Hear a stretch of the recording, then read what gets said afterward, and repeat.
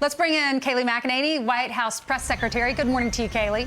Good morning, Ainsley. Good morning. What was your reaction yesterday to Joe Biden going after President Trump on the economy? Actually, let's play it, and then you can get your we'll get your reaction on the other side. President Trump keeps talking about how great this economy is, how great the stock market is, but it hadn't been so great for the rest of us. Millions of people out of work, evictions on the rise, 20 million people worrying about whether they're going to lose their home. What in God's name else can this guy do?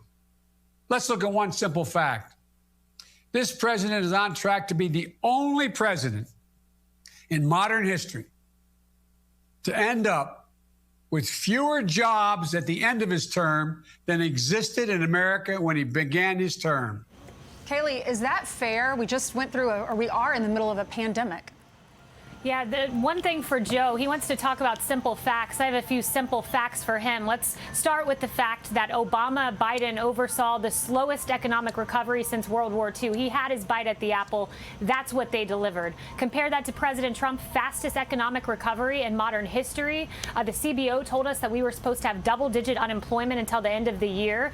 We are in single digits right now, record number of jobs created, outpacing the rest of the world in terms of an economic recovery. So we're on track with the jobs president, but the pathetic record of Biden stands very clear, and those are simple facts. All right. The other thing that everyone's talking about, was excited about, but it seems to be politicized, is the race to get a vaccine. The president said December. I'm hoping for maybe earlier in November. Joe Biden says the president's got a credibility issue. Let's listen.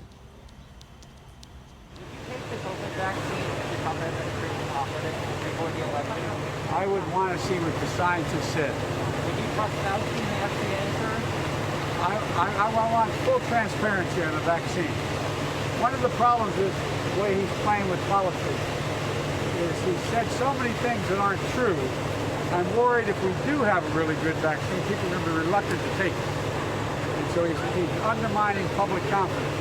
But pray God we have it. If I could get a vaccine tomorrow, I'd do it. If it cost me the election, I'd do it. We need a vaccine, and we need it now, as quickly as we can get it. But we have to listen to the scientists.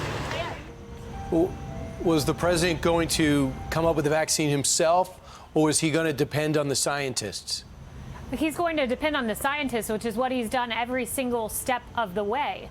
What you see Democrats doing is very, very dangerous. They are literally playing politics with people's lives here by sowing doubt about a vaccine. We have renowned experts over at Operation Warp Speed that are working on this. President Trump has tore through bureaucratic barriers so we can get a safe, effective, and timely vaccine. And once again, compare that to Biden, where they promised a vaccine. They vastly underperformed. And you have Biden's advisor back in the Obama-Biden days saying it's a pure miracle, fortuity, that swine flu wasn't a mass casualty event of our time. You know, Kayleigh, last time you were with us, we asked you about that music. You would think that you would be able to figure out where it's coming from. That's right. Apparently, it's some sort of protest. But what's funny is I don't think the viewers can hear the music, so they think that we're just hearing this music in our heads. No, we can hear it. We can definitely hear it. Hey, you know, clearly the president, as he goes to Jupiter, Florida today, and then to North Carolina as well, he's going to be talking about the environment today down in Florida, where people are very concerned about the red tide and blue algae. But he's also going to be talking about the chaos in the streets and the economy. Now, one of the things that Hogan Gidley put out a statement yesterday talking about the differences between the president and Joe Biden. And one of the things he said was that Joe Biden is promising to raise taxes on more than 80% of taxpayers by $4 trillion. That's a lot of money. On social media, you see people talking about he's going to double our taxes and things like that. Where are you getting that figure? He's going to raise $4 trillion on 80% of the people.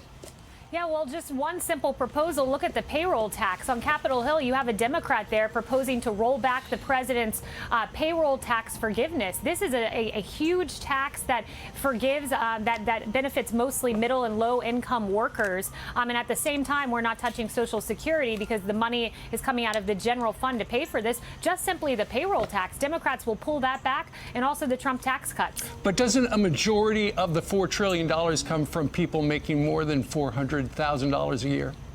Now, when you look at the Trump tax cuts, what they've done is benefit mostly low and middle income Americans as a percentage. And the payroll tax cuts in particular, that's for people making under $100,000. It is a regressive tax. And we know that low and middle income workers, the vast majority of their taxes come from that payroll tax. So that's what this president has prioritized in the midst of a pandemic. And you'll have Joe Biden and others rolling back those Trump tax cuts and not forgiving the payroll tax, which President Trump has promised that he would do. So, Kayleigh, the Senate is heading back to work today. What's the latest on the COVID relief? Yeah, right now, again, it's Nancy Pelosi playing politics. She has been fundamentally unserious every step of the way here. They would ask for a certain number of school funding. We would exceed that amount, and then they would reject it. She's saying she wants $2.5 trillion, but won't say what that money will go to. Democrats want a bailout for blue states. And look at the priorities here. When this president put out EOs to help stop evictions and to that payroll tax cut I mentioned and other items, what was Nancy Pelosi doing? Vacationing and going to a hair salon when no one else in California, or in her area at least, had the benefit of that. Yeah, well, the rubber hits the road evidently is money to states and who's it going to go to and where's it going to end up. Meanwhile, the other big story that's been resonating over the last 3 days is Jeffrey Goldberg's Atlantic magazine report that said that the president called those who died in World War I suckers and some other disparaging remarks and losers. And veterans in particular. He says he has anonymous sources and more are coming forward. We did note John Bolton told Martha McCallum last night, who's not a fan of the president, that it didn't happen and he was there. Zach Fuentes, an aide to General Kelly, says it didn't happen and he was there. Who else was there that you like to hear from? Well, I've heard from enough people. I've heard, in fact, from 19 on-the-record sources who put their names on their testimony. And those 19 sources, more than a dozen of which have first-hand accounts, have dismissed this, said it is fundamentally untrue. You have a liberal activist publication in the Atlantic proffering these absolute lies about President Trump. And again, anonymous, cowardly anonymous sources won't put their name on their allegations, but you have now almost 20 people putting their names on this and saying that this is fundamentally untrue. And this president loves our veterans. I see it each and every day. He deeply cares about our military. And this is Democrats trying to wedge veterans away from a president that has done more for them than any president in the history of our country. All right, Kayleigh McEnany.